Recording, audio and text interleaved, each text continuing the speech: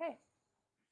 So to faculty, students, and those visiting from outside of Tyndale, welcome to the Sophia Society's event titled Human Difference with our special guest, Dr. Andrew Barron. We know it's a very busy season, so we're really thankful that you've decided to join us tonight. Dr. Barron, our speaker, was previously adjunct faculty at the Center for Spirituality, Disability, and Care at Martin Luther University College. He has also taught courses on disability and theology at Wycliffe College at the University of Toronto, and of course at Tyndale as well. Tonight, we are celebrating the release of Dr. Barron's new book, Human Difference: Reflections on a Life in Proximity to Disability. Dr. Barron is passionate about seeking to understand and embrace the uncertainty that comes with living in proximity to difference and disability, and his work offers profound reflections on how one might better cope and ultimately be enriched by its ambiguity. It has been our pleasure getting to know Dr. Barron these past few weeks, and we can only expect that what he has to share will be enriching and heartfelt. So please join me in welcoming Dr. Barron. Thank you.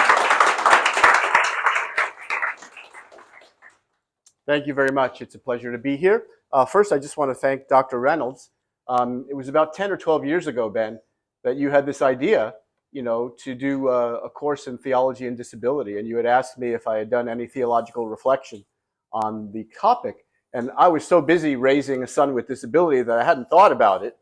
And so you set me on this path to do theological reflection on theology and disability, and the course came out of that. And out of the course came the book. So, Ben, I'm really thankful to you and for this opportunity to speak this evening.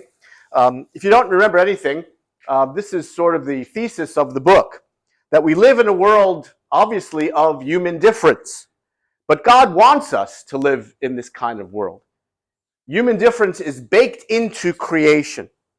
And we live in this kind of world, and we embrace human difference for our own flourishing. Now, this book is an extended meditation on that specific issue, but the experience and reflection on the nature of care and hospitality. So we raise a 29-year-old man who has Down syndrome. And so the meditation is on how do we care for him and how do we make the world welcome for him? How do we extend hospitality to Rafi? And so ultimately what I want to do is to try to understand what Rafi is like and what he thinks and what his place in the world is. But I also have to embrace the uncertainty that comes with living with a man who is profoundly different. He has a difference, he has a disability, and I want to learn how to cope with all of that and how ultimately to be enriched by the ambiguity of living with a man who is profoundly disabled and different. Now, I started off like this. This is my first publicity picture, just so that you get to know me a little bit. I grew up in a Jewish home in New York City. That's my bar mitzvah picture in 1973. And this was my first publicity picture in 1981 when I began to serve with Jews for Jesus. Now, you may be wondering, how did I end up from a Jewish home in New York City to serving with Jews for Jesus? Well, that's not what tonight is about. But very briefly, I was a university student studying astronomy and physics at Florida Institute of Technology. My passion was to be an astronomer. And so one day, after coming home from a night at the observatory in Florida, I was walking into my office at the Student Union, and somebody handed me this Bible. This was given to me in 1981. And I looked at it as I was walking away from this guy, and I saw, uh-oh, what am I going to do with this? This is not for me. It's for Gentiles. It's not for Jews. And I didn't know what the protocol was for a Jew having a New Testament. Do I keep it? Do I give it away? Do I throw it out? Do I give it back to the guy? I didn't know what to do. I was really perplexed. And for sure, I didn't want anyone to see me walking around campus with a New Testament. So I had a friend, and I often saw her walking around campus with a Bible, and she had a cross. And so I thought, okay, I can unload this on her. I walked up to her office, and she was there, and I said, hey, the Gideons are downstairs, and they gave me one of these. And I reached over her desk, and I said, hey, it's for you. And she said, no, Andrew, it's for you. And then I realized she didn't know that I was Jewish. So I'll tell her, and she'll apologize to me.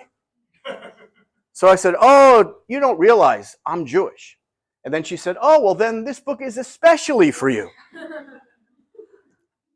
I said, no, it's not for me, it's for you. She said, no, Andrew, this is a Jewish book. It's written by Jews and for Jews about a Jew named Jesus. I said, no, it's not. And she said, look, just open to the first chapter and read the first line. The genealogy of Jesus the Messiah, son of David, son of Abraham. Now, I thought I was an educated, intelligent person. I looked up at her and I said, what are these Jews doing in this book? And I was humiliated by my illiteracy. But that began my journey eventually to putting my hope and my faith in Jesus, the Messiah. This is the picture of me getting baptized in the Colorado River about a year and a half later. And the man who baptized me, his name was Eliezer Urbach, and he was a Holocaust survivor who came to know Jesus, the Messiah, in Israel after World War II. But that's a story for another day. I ended up in South Africa in 1989. And I served there for 8 years. This is Cape Town, one of the most beautiful cities in the world. And after living there about 7 years, my wife was pregnant and Rafi was born. That's Rafi, and that's Rafi. Now, my wife's pregnancy and Rafi's birth was completely normal. He was born in the middle of the night. We thought everything was fine. The doctor said, go home, come back in the morning, and you can go home. I went home, took a shower. It's 3, 4 in the morning. I lay down, and the phone rang, and it was the doctor. And the doctor said, you need to come in. I said, why? And all of a sudden you can imagine the heart's racing, breathing is increasing. He said, you need to come in. I said, tell me. He said, I'm pretty sure that your son has Down syndrome. And then everything sort of went, it's hard to describe, in slow motion. Everything changed automatically. And I thought to myself, I remember the very first thought that I had after I hung up the phone and I was trying to get it together to get dressed, I thought, this is not my life. This is somebody else's life. And I'm going to wake up and it's going to be somebody else's life. It's not going to be my life.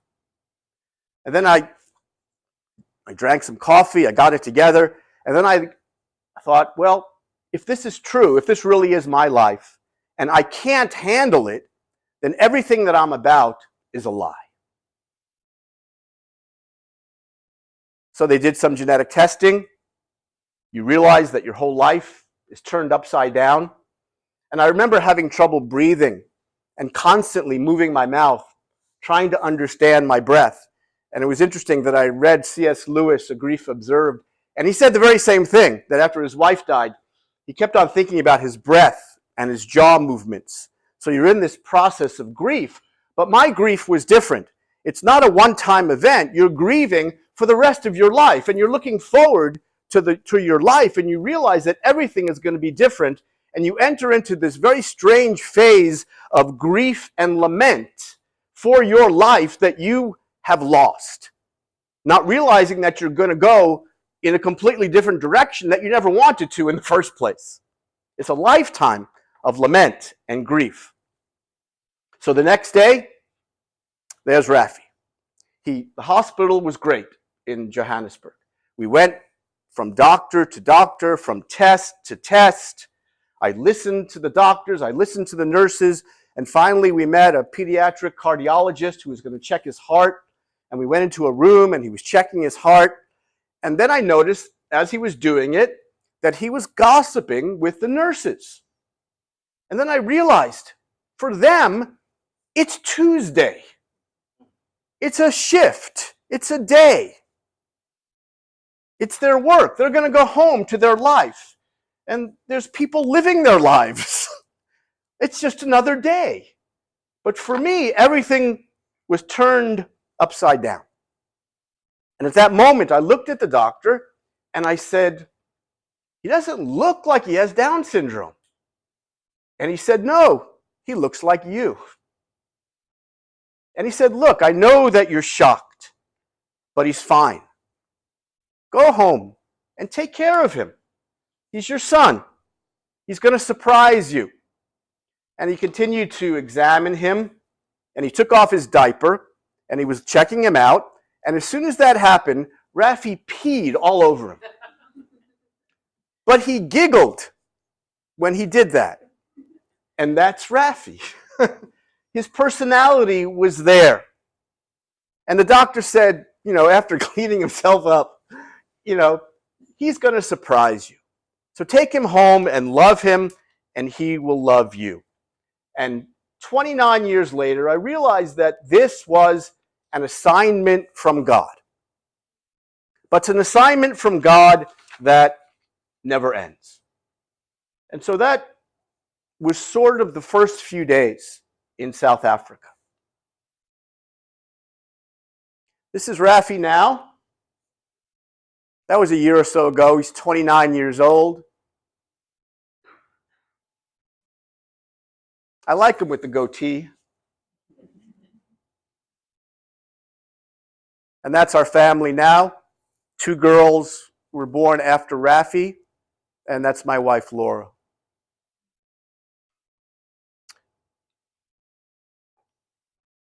What are the problems that I address in this book?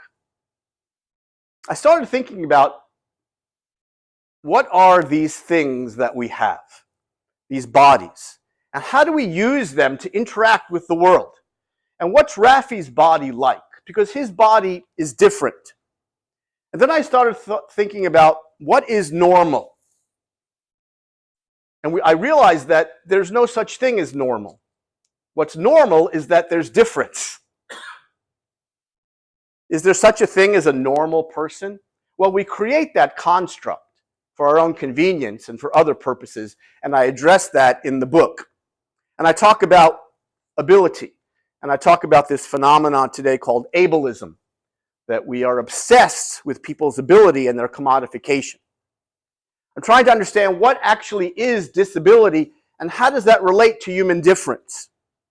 But then most importantly, I began a long period of theological reflection in trying to understand where God is in all of this.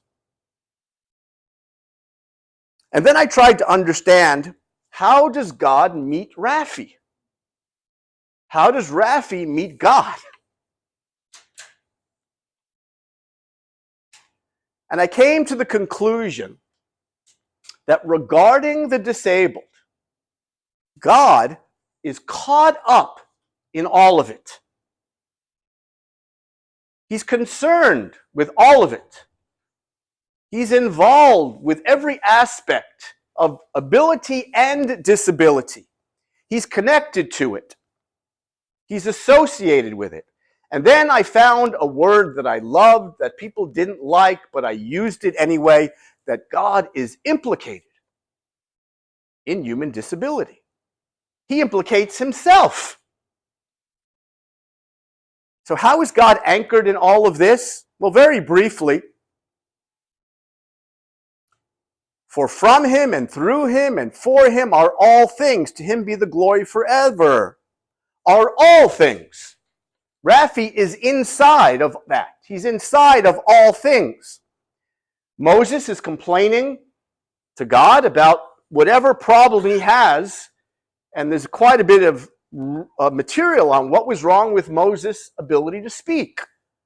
Who gave human beings their mouths? Who makes them deaf or mute? Who gives them sight or makes them blind? Is it not I? I will help you speak, and I will teach you what to say.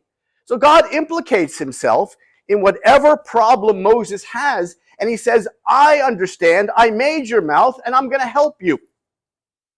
Now, one of the greatest papers I ever got was from a student here at Tyndale when I taught this class, and she was studying to be a speech therapist. So her final paper was Moses coming into her office, and the whole paper was about her trying to understand what was wrong with him and give him exercises to help. And Moses comes into her office and complains about all of this and says, I have to lead the children out of Israel. I don't know how to speak. And she writes this whole imaginary consultation on her trying to give speech therapy to Moses. It was wonderful, very, very creative. He wounds, but he also binds up. He injures, but his hands also heal. I'm implicated, but I also try to help. How is God implicated in all this, and what does that mean for how he meets us and how he meets Rafi? And here, do not curse the deaf or put a stumbling block in front of the blind, but fear your God. I am the Lord. There's a whole class of people that need to be protected. And in the ancient world, protecting a class of people was a radical notion. And God tells Israel, you are to protect the disabled, you are to protect those who are strangers, you are to protect those who are different. About the man born blind, why did it happen? So that the works of God might be displayed in him. God implicates himself, he associates, and he says, I'm going to help. Learn to do right, seek justice, defend the oppressed, take up the cause of the fatherless, plead the case of the widow. Another radical notion to protect those who are different, who are disenfranchised, and also those who are disabled. So if you bear with me, I want to read an excerpt of the book for you, and that'll take about 10 or 15 minutes, and then I'll be glad to open up questions. One who sees people with disfigured faces or limbs recites the blessing, "Blessed are you, Lord our God, King of the universe, who makes people different." That was written by the Jewish philosopher Maimonides 900 years ago. What a difference, though, an extra chromosome makes. We had no reason to expect that Rafi would be the kind of difference that would be labeled disability. His difference lay in his chromosomal composition. Small bundles of genes that have a lot to say about how the body and the mind develop. All those differences were already present when he was conceived, and as he lay curled within, invisible to us. 29 years later, Rafi's difference is present in his lack of orientation to his own body and to time and to space. His body is a mystery to himself, but also to us. It's soft and it's mushy. He's comfortable being naked around strangers and helpers. He's not ashamed to burp and fart and slurp and laugh around anybody at any time. He smiles easily, but he's not always in a good mood. He complains when things are out of order. Once, Rafi bumped into a very tall man when we were at a bookstore. He looked up with astonishment and said, "Wow!" This very tall man looked down at Rafi and said, "Wow!" And they laughed together. An affectionate moment of sympathy in mutual difference. Rafi is impervious to grief. Friends and family that we've known and loved have died over the years without too much reaction when we tell him that they've passed away. Everything for Rafi is present in space and in time. Rafi doesn't care about being on time. He doesn't care about saving time. He doesn't care about wasting time. He doesn't care about efficiency or productivity. How long should something take? However long it takes. What does it matter to Rafi? Things take as long as they take. This lack of orientation establishes a difference in our lives from those of our friends and our peers. But the comparison like this is really the thief of joy.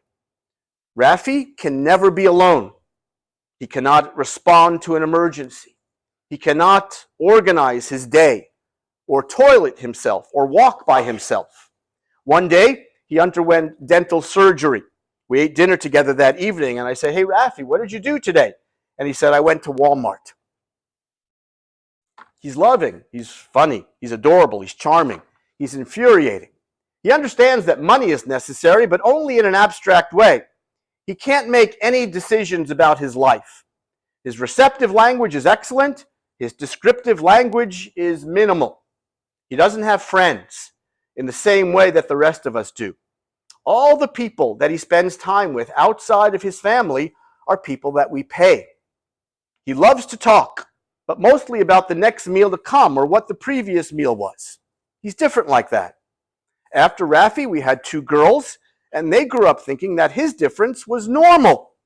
What, they said? Not everybody has a brother with Down syndrome? He attends vocational school, works at a pet store, a restaurant, leaves in the morning, comes back in the afternoon. Helpers come on weekends to swim and play, basketball and tennis. Some have to help him shower, toilet, and shave. He's a man. It's hard to know how to manage a man who sometimes acts like a toddler. We've been through behavioral problems, anger, belligerence, petulance. He's compulsive about eating and his daily schedule. Sometimes he refuses to get off his bus. He sometimes freezes up, shuts down. Once he punched his helper. We've spent thousands of dollars on therapists.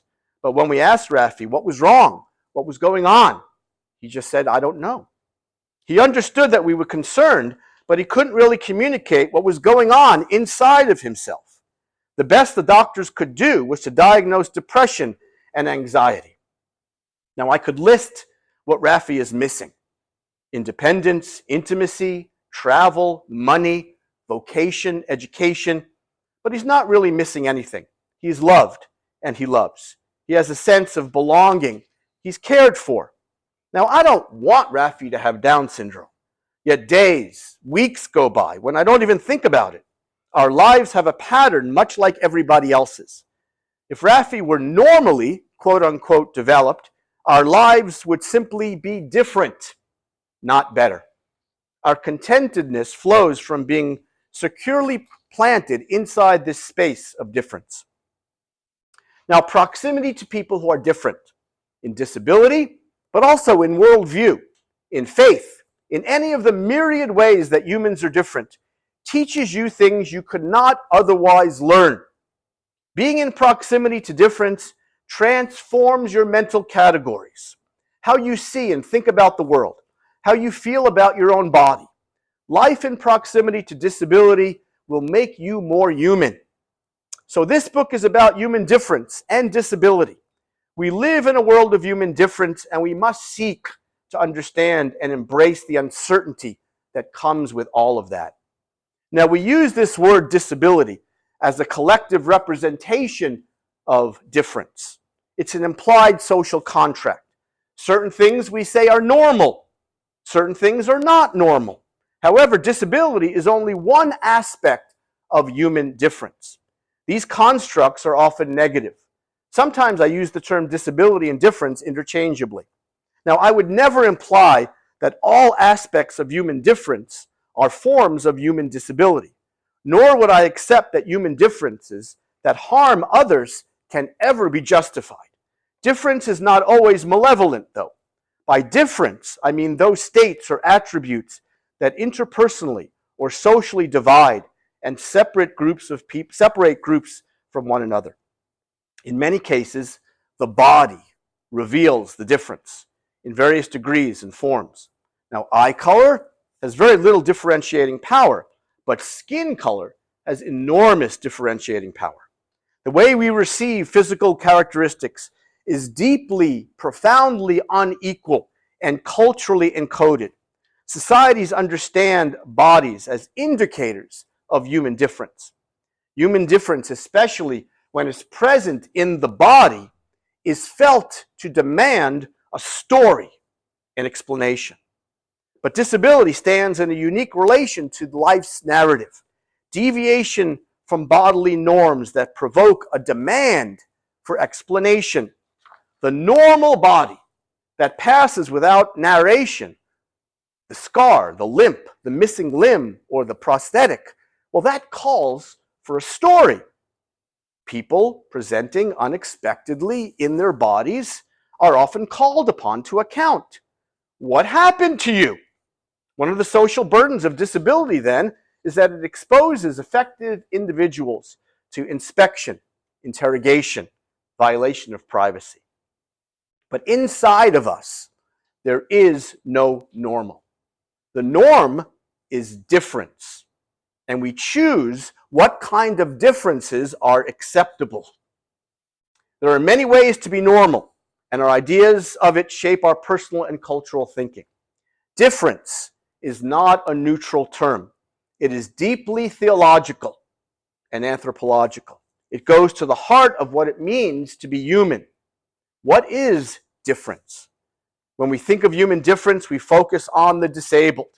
When it comes to human difference, the disabled are perhaps the most fundamental, the least recognized, the least remembered, and the most life-threatening group of people with a named difference. But disability is only one piece of the puzzle of human difference. Disability is simply a cultural marker for difference. It's a consensus that we come to. Certain things are not normal. Certain things are different. If you lived in a society that didn't care about the intellect, it only cared about community, then the category intellectual disability would mean absolutely nothing. So although it's necessary to access services to help people to have their needs met, it's just something that people make up, and it can be quite negative. So disability for me is a way of naming difference, but not necessarily the best way to name difference. Human difference is a construction based on society's priorities and society's interests. Now, I benefit from these very constructions, from the category disabled.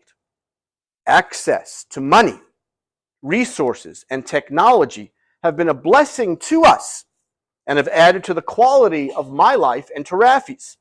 So when Rafi turned 18, he qualified for disability income. So we go through this large series of paperwork trials with the doctor, who fills out a testimony to prove that Rafi is not oriented to time and place, that he's diagnosed with Down syndrome, and we have to fill out an application with a lot of boxes. The more boxes you check, the more money you get. Now, we didn't lie about anything, but that is the way it works. Those classifications may be made up, but they also matter. The person who receives the benefit is reduced, though, and diminished to a client or a patient, which can easily is kind of a diminishment. When we go to the doctor and the doctor talks to me and not to Rafi, that's a diminishment. But this charitable model sees disability as victimhood, a difference that is tolerated. Surely it's good to use community resources to help protect and defend. But after a person is helped and protected and defended, well, then what do? How are they included? How do they belong? I think inclusion is a very dangerous word. If you are included, you don't necessarily belong. To belong is always to be included. To belong means that you will be missed. If you are included, you won't be missed. Rafi is often included, but most often he does not belong.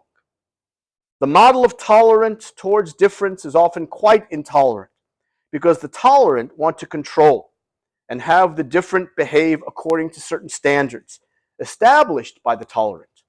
The normal are given the power and make decisions about those who are considered not normal. We were in the emergency room one day. The doctor said, "Besides Down syndrome, what else is the problem?" And I said that Rafi had a urinary infection and that Down syndrome was not a problem. And I could tell that he was embarrassed. Down syndrome is not something that is broken or wrong or needs to be fixed. It does not define Rafi. He's a human being trying to get by in this world and to have an ordinary life with the help of his family and friends, just like everybody else. Being independent is considered a marker of adulthood. I remember teaching a woman named Mary, Rafi's new helper, how to go through Rafi's bathroom routine. Now, Mary was a student here. He needed to be showered and shaved and toileted. Now, Rafi is a grown man, so use your imagination. She was 17 years old. Her eyes got really, really big. She had never seen a grown man naked. But for him, for Raffi, it's normal and natural to be taken care of this way. I told her that she should have no embarrassment in touching him in ways that we might consider intimate. I said, your job is to care for him. His job is to be taken care of. Now, most of us toilet and shave and shower and get dressed without any help. Routines that take as long as they may take. Raffi follows his routines, but he needs help. They take however long that they take. Now today, Mary has 3 boys, but taking care of Raffi changed her life. We insist that managing ourselves is an expression of dignity and sovereignty, as if help and giving help and receiving help somehow is abnormal, some kind of flaw or malfunction. We like to say, I can do it myself. And saying that we consider to be a milestone, a sign and a sense of mastery over the world. But for adults, self-sufficiency is embedded in these notions of choice and liberty and freedom from other people. Raffi will never be free from that. This is a defective and presumptuous. It presumes that we are entirely autonomous, independent beings, and that giving or receiving care indicates either control or its absence. We don't want to need care. We don't want to be taken care of. But being cared for fixes the facts of human life as we know it. We're meant to care, and we're meant to be taken care of. We were born needing care. We end life needing care. The thought of a child or an elderly person suffering without care, well, it's illegal. It makes us sad. But needing help in the middle part of our lives also seems to be sad. Why does this case present us with a special problem? Care is a vocation. We're meant to care. We are meant to receive care. Raffi cannot care for himself. He cannot provide a good or a service. He lacks financial, social, or labor capital. In a world where efficiency is king, where social worth is so often based on what we invent, accomplish, or achieve, the disabled present a unique challenge. And as such, the disabled are uniquely able to question and challenge these false values. The power to legitimize and acknowledge Raffi cannot come from commodification or productivity. It comes from his own humanity, as it should for all of us. Raffi has value and dignity because human beings have value, and this value does not differ according to people's differences. Human dignity is given. It's not earned. Raffi wants to belong. He wants to fit in, to be with people who treat him as normal and with respect. He can tell when somebody is not comfortable. Yet most often Raffi does not belong. He's excluded as the world races by, as one who is unable to live according to the values of self-sufficiency and commodification, productivity, knowledge, and power. There are other values that must be agreed upon so that we can discover Raffi's value and beauty and uniqueness. We tend to reduce human beings to acquiring knowledge and power and social status. We have disregarded people like Raffi as a symbol of weakness, the center of sentimentality and emotion, instead of as a powerhouse of love that can reorient us from our self-centeredness, revealing to us and to others the basic beauty of humanity, empowering us to grow. Raffi's dignity, nor yours, does not have individual action as its source. Raffi's dignity and yours is independent of who and what his body does. It is a relational identity. He belongs to God and he's loved.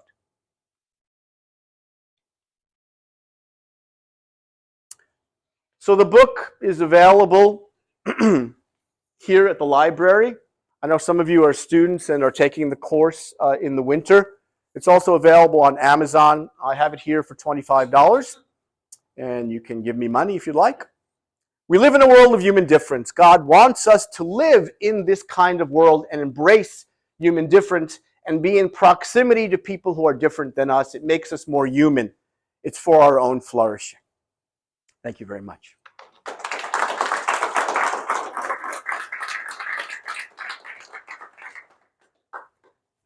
Well, I'm tired of the sound of my own voice, so I know that some of you may have some questions, and I'm glad to interact with you for as long as you like.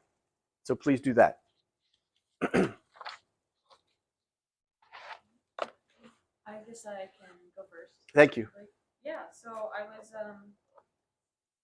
reflecting on Raffi not being ashamed, essentially, of like burping, farting, like slurping, like being in his own body. Kind of, I don't want to say lack of shame or lack of embarrassment, but I was wondering if you've reflected on how that lack of embarrassment or lack of shame interacts or has to do with if you've seen like how it impacts his relationship with God in a sense. Like have you had any reflections on his openness, his lack of embarrassment? I often think of Raffi sort of like Adam, Yeah. that he was innocent in his nakedness. And Raffi is innocent in that way before God. He talks to God, he relates to God. I've written a paper and done a seminar on Raffi's spirituality, trying to understand how God speaks to Raffi and relates to Raffi. But there is something there, but it's hard to get at it. It's hard to understand it because he doesn't think abstractly. But I can see throughout Scripture that God talks to people, he relates to people in all different sorts of ways. It doesn't need to be through commodification and reading in the traditional sense. God reveals and he speaks, he empowers people through all the senses. And I'm sure that when I put Raffi to bed and I pray for him and I leave, I hear Raffi talking to God. And he's saying God this and God that, and he's speaking an unintelligible language. So I'm confident that God has this, but God, I believe, is implicated in all of this, and God wants Raffi to know him. So I'm confident about that, and I have a chapter on Raffi's spirituality in the book, and we deal a lot with that in the class as well.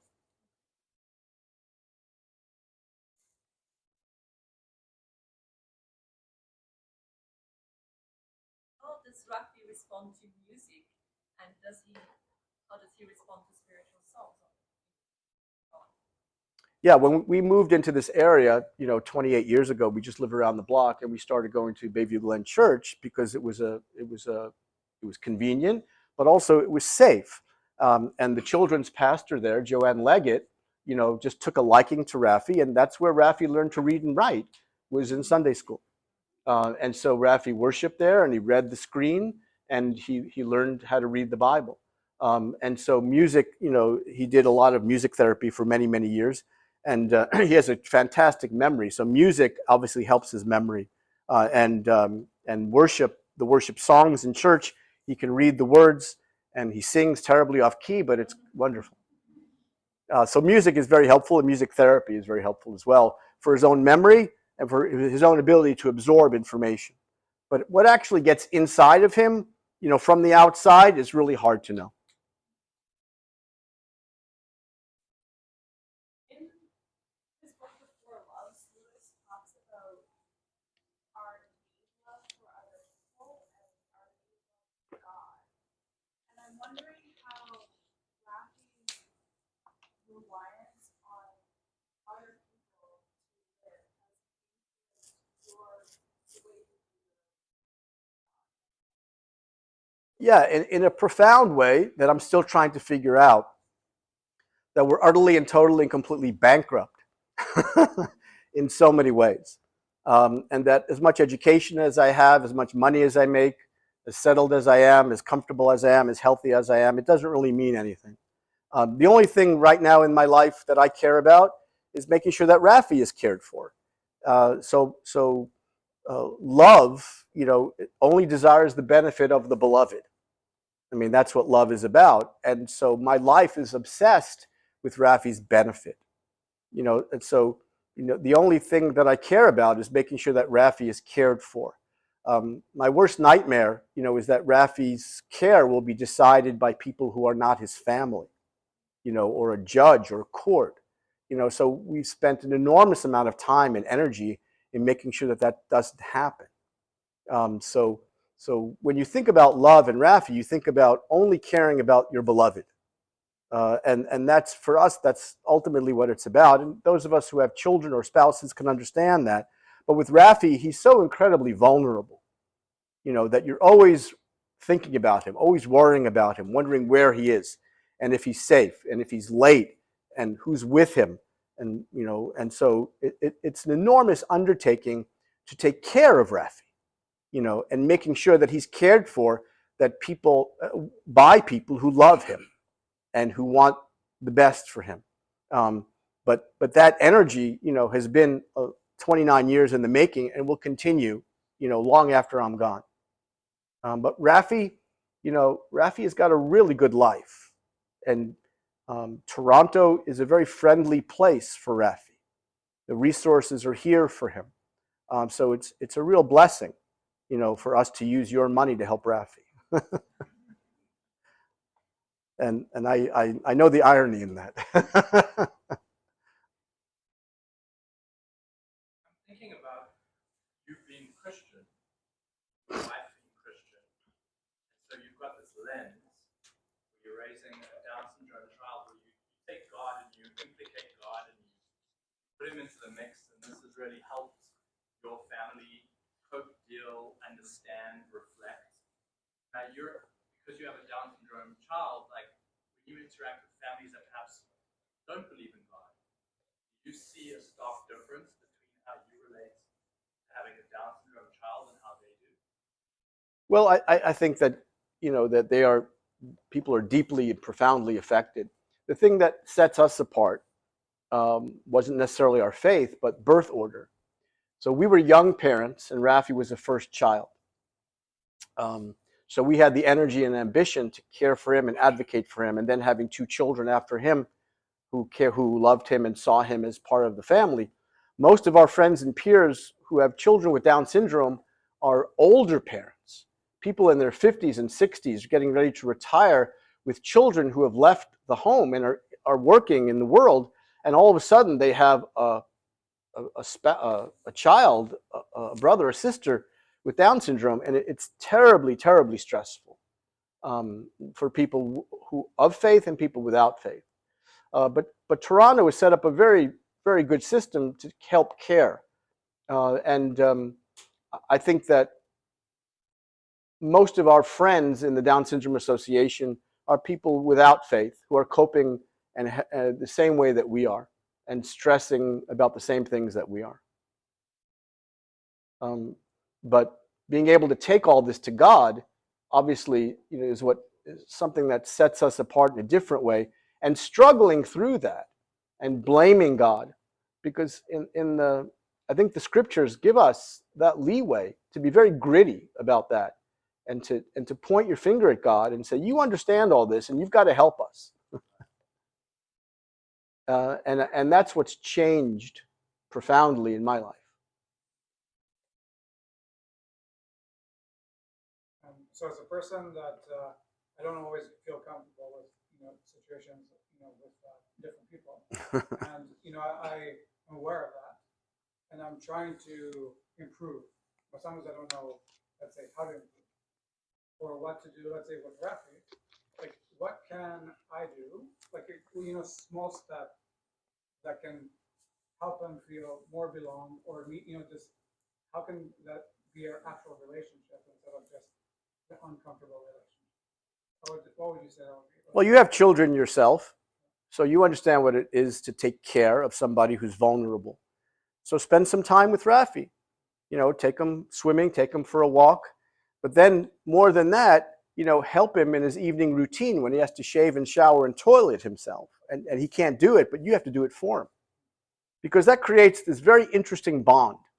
with somebody who's naked before you, really naked, and completely vulnerable, but is pleased that you are taking care of him.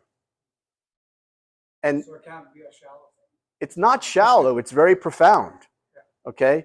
As long as you, but people, now I've trained people to take care of Rafi's toileting and showering, and they couldn't handle it. It just was too difficult for them, and they couldn't work for me. But for most people, when they get past it, it's profoundly meaningful to them, especially if they don't have any experience. And they say, I want to try. Those are the best helpers to have. And when they try, and you can, and I listen to them upstairs, and I hear Rafi laughing and giggling, or if he pees in the wrong direction, or he poops, and they're trying to clean him up, and they make a mess, and they're just laughing about it, then that creates this very interesting bond, okay? And especially when Rafi trusts somebody, because he's trusting you with his body. He doesn't know anything else. So he's assuming that as his parent, I am giving you to him. And so he'll trust you. So do that. Yeah, you mentioned 29 years ago, the doctor told you, take Rafi home and love him, he will love you, and he might even surprise you. Yeah. I would love to know what you learned from Rafi and in what way has he surprised you. Because the love is pretty evident. Close friend, and I've seen the way that you take care of him, the way that he loves you, and the way that you love him, but what you learned from him and how he has surprised you. Well, in general, living with Rafi for 29 years made me more human. And it also kind of took the edge off my own ambitions. But also it knitted our family together. I mean, it drew people together in our family. It drew our Jews for Jesus family together. And, we were in South Africa at the time. And so we were getting calls from our Jews for Jesus friends from all over the world, and they were very concerned about us. And then, when we moved here, our Jews for Jesus was terrific in giving us the time to figure things out. And so just taking Rafi out and getting him into the world and realizing that there were people who wanted to help and that could help. But the heartbreaking thing about being with Rafi is that he still has trouble belonging anywhere. He's included, but he doesn't belong. So in the neighborhood that we grew up in, there were a lot of children growing up his age. But not once, when we were walking through the neighborhood and the kids were playing basketball or street hockey, not once did anybody say, hey, Rafi, come, play with us.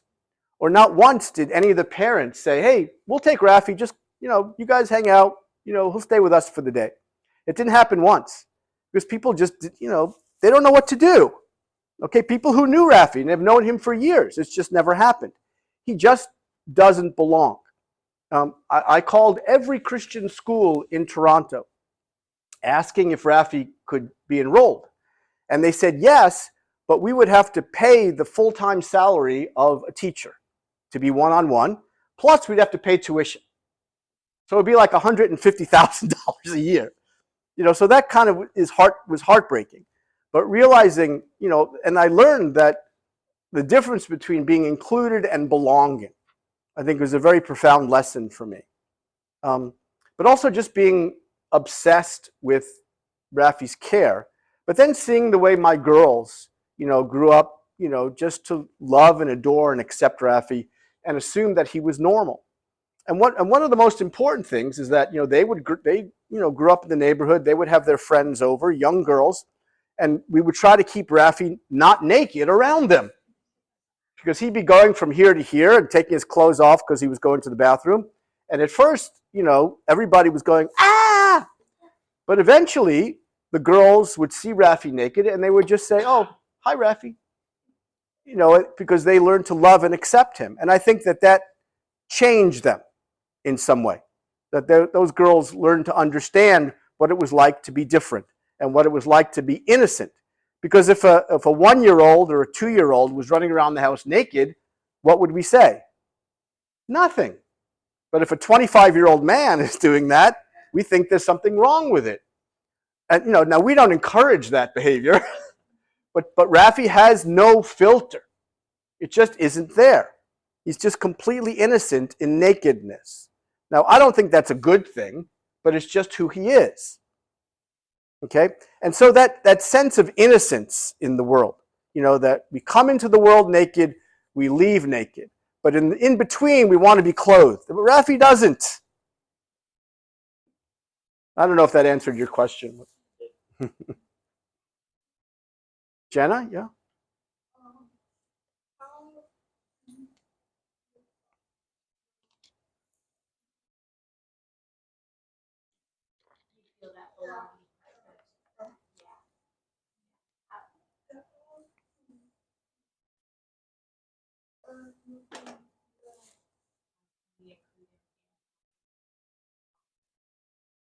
It's really hard, because if Raffi belonged at Bayview Glen, then we could just leave him there. But we can't. Who's going to take care of him? Who's going to make sure that he's okay? Who's going to make sure that he doesn't eat what he shouldn't eat, or that he can use the toilet safely? So it's that infrastructure, the people, to make sure that he's okay. It's profoundly confusing to try to understand what to do with an adult who acts like a toddler. But he's still very much an adult, and he needs to be respected as one.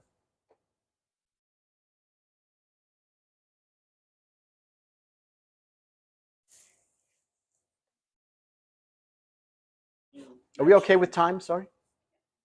You mentioned, you and Laura were youngly married, and something like this could be a challenge for newly married or something that can bond them. Could you share what it is that made you guys understand we're in this together, as opposed to some people feeling like I'm not cut up for this?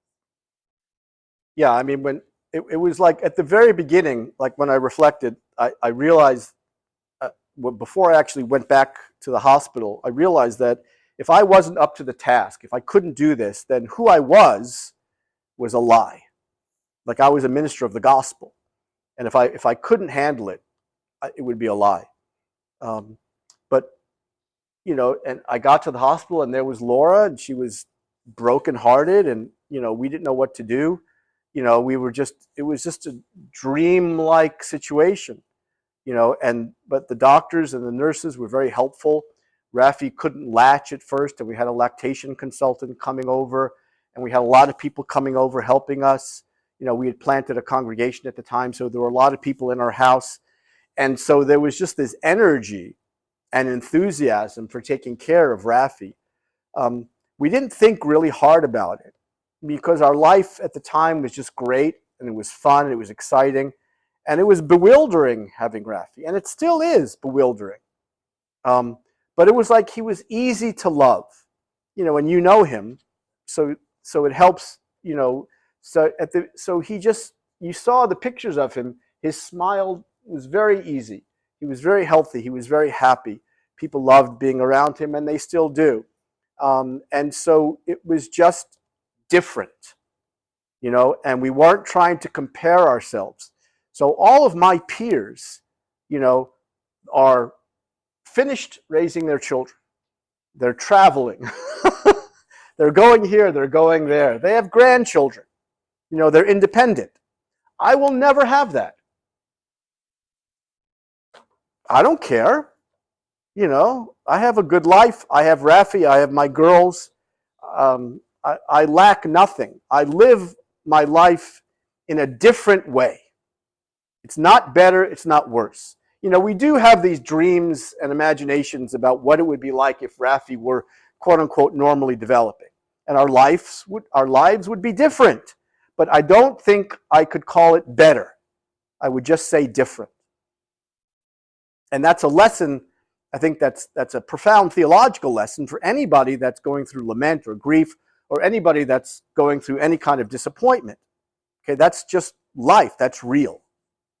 And I've got nothing that I lack, and neither does Rafi. So I'm not worried about it. I don't, comparison is a terrible thing. Comparing yourself to anybody else just destroys joy, doesn't it? So I don't want to do that. I don't want any of my students to do that either.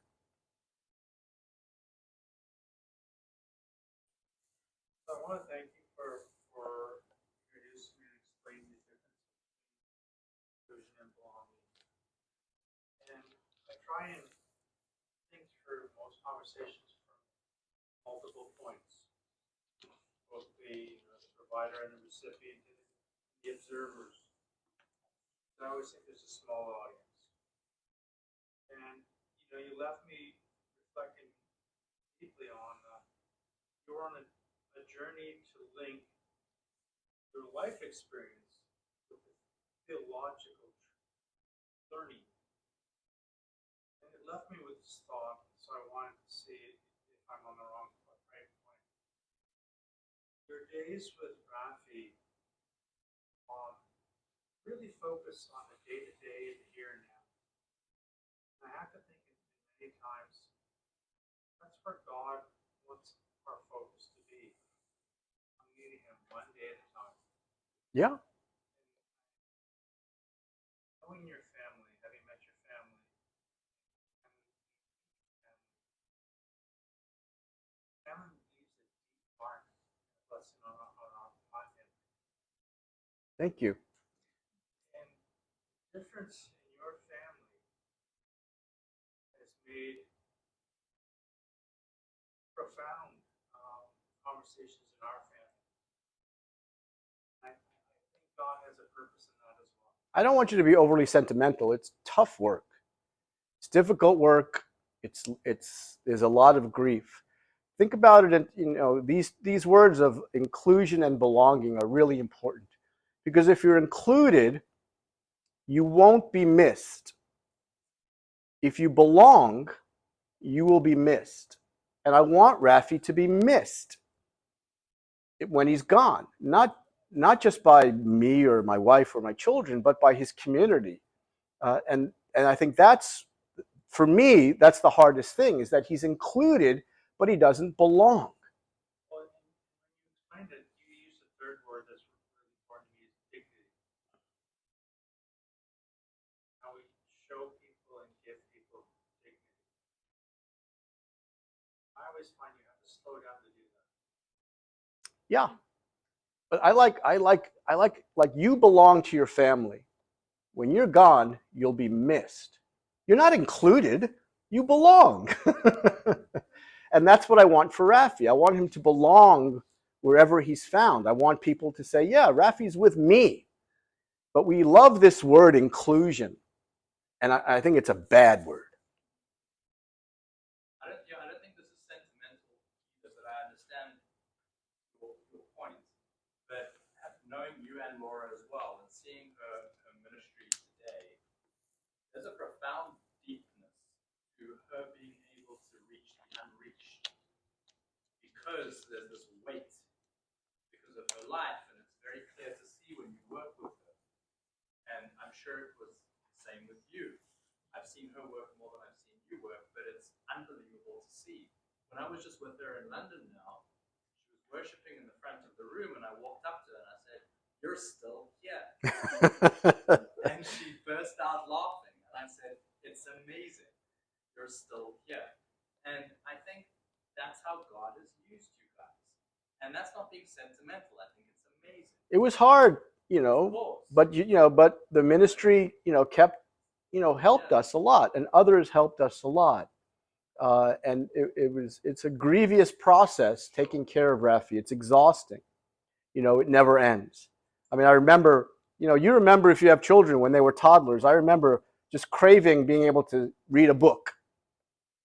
But with Rafi, you do that, he's 29, and I still have that feeling. Like when he goes to bed and he's in bed, I think, oh, I'm done. But then he wakes up, Dad, Dad, it's like, okay, there's my day.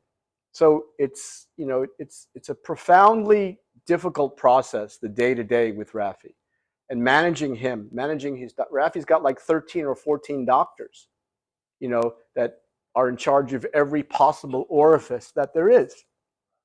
And he's really healthy, and he does really well, and his doctors enjoy working with him. So I'm very fortunate, and there are not, there's a lot of people, who have profound difficulties that are not getting the care that they need, especially, people like Rafi who need psychiatric care and it's not emergent. But also, you mentioned as a mission field, I mean, the disabled are probably one of the largest unreached people groups in the world. How do you relate to the disabled? How do you talk to the disabled? And not just the physically disabled, but the intellectually disabled. And the church has absolutely no idea what it's doing. And I speak as a churchman. As a profound problem.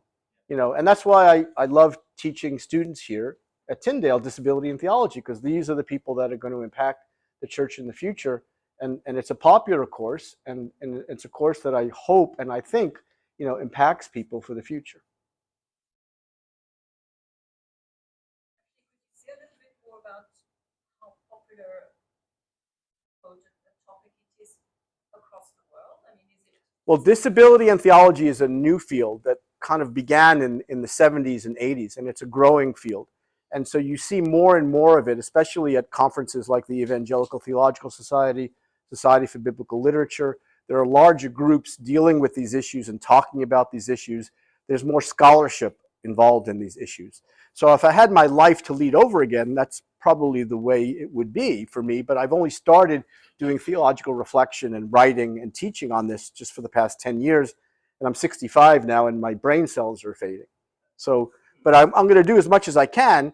So I retired from Jews for Jesus to be Rafi's full-time caretaker, but also to do theological reflection and writing and teaching on this topic. So that's sort of what I feel is my contribution to the body of Christ, for the rest of my life. And so I'm in a good position to do that because, I've got a wife to support me. So I'm very fortunate in that respect. But disability and disability thinking and writing and reflection is a growing field. Many more people are getting into the topic and debating the topic and talking about it. And I want to be involved in that as well, as much as I can. Is there a variety across the world, like some countries being more? I mean, people with resources, like in Europe and North America, mostly. In Africa and Asia, not so much. But more and more, it's a growing field around the world. Just understanding that those of us who consider ourselves normal have a disability, understanding those with special needs. Will elaborate.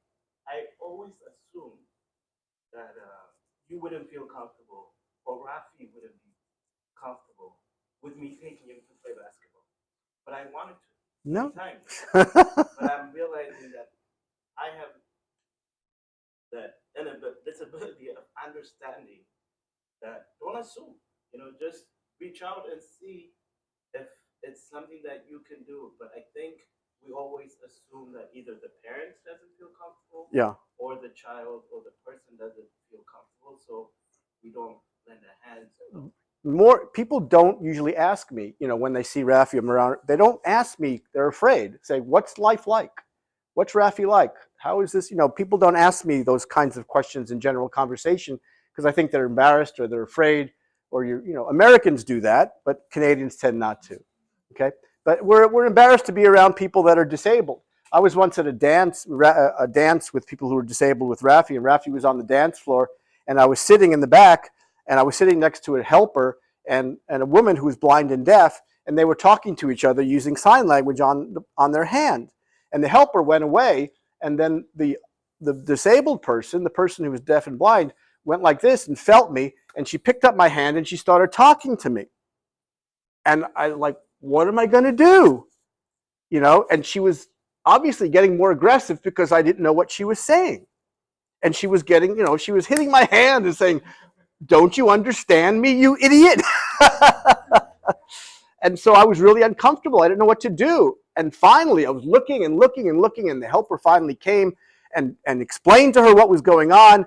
And then the person who was deaf and blind said, sorry. He used her words.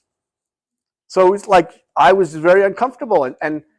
But I want to embrace that kind of difference. What is it like being around somebody who is blind and deaf? And I read Helen Keller's autobiography. It's just astounding. You know, how does that person make their way in the world? And how do you relate to that person? How do you access that person? You know, and it's hard to access people like Rafi because his receptive language is excellent. He understands everything, but he has trouble expressing himself.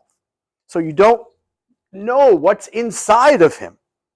What are you thinking? What are you feeling? What's going on? And often he just can't get it out. And I mean, that's for us, that's the hardest thing. So I don't want to keep you any longer. I'll be in the back if you'd like to talk about the books. And if you're interested in the course is during the intercession, the second week of January.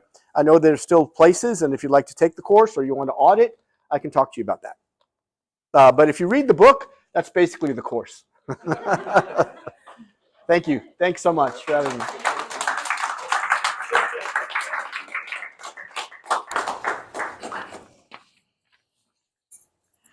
Thank you all for all of your questions. And thank you so much, Dr. Barron, for speaking tonight. You've definitely given us a lot of things to reflect on, and we really appreciate your time and those of you who are here as well. This closes the formal portion of our event, but please feel free to stick around. There's punch and some water at the back. And if you'd like to purchase Dr. Barron's book, it is at the back table as well. There's a poster there with the e-transfer information on it. And just make sure you confirm with either Dr. Barron or one of the Sophia Society members that your payment's gone through. But yeah, we hope you'll stick around. Thank you so much.